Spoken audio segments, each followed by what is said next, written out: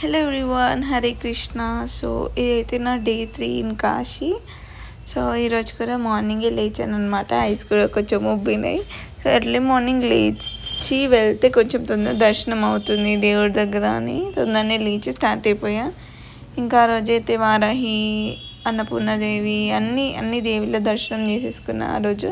Because next day నేను ఊరికి వెళ్ళాలి కాబట్టి ఇంకా దర్శనం చేసేసుకున్న తర్వాత స్ట్రీట్ షాపింగ్ చేశాను అనమాట. అక్కడ శారీస్, బనారస్ శారీస్ ఫేమస్ కాబట్టి శారీస్ తీసుకున్నాం మా మమ్మీ వాళ్ళకి.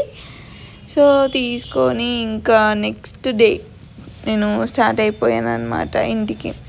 సో చెప్పాలి అని అంటే ఈ జర్నీ మాత్రం చాలా అడ్వెంచరస్గా ఉండే. అంటే చాలా ఒక్కొక్క అడుగు ఒక్కొక్క అడ్వెంచర్లా ఉన్నాయి అనమాట. నాకు 3 to 4 days నేను ఒక్కొక్క అడ్వెంచర్ చేశాను.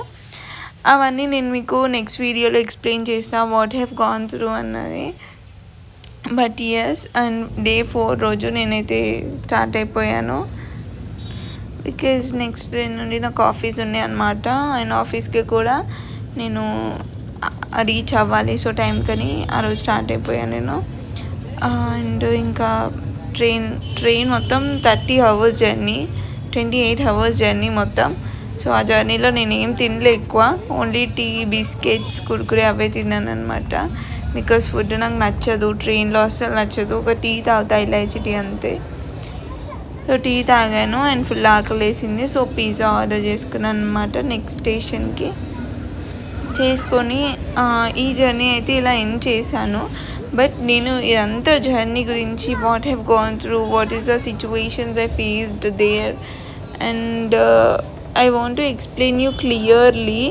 అండ్ ఎవరైతే సోలో ట్రిప్ వెళ్ళాలనుకుంటున్నారో వాళ్ళకైతే చాలా యూస్ఫుల్ అవుతుంది వీడియో. నేను నెక్స్ట్ వీడియో ఏదైతే చేస్తానో సో అలా అయితే నా ట్రిప్ ఎండ్ చేశాను. By by.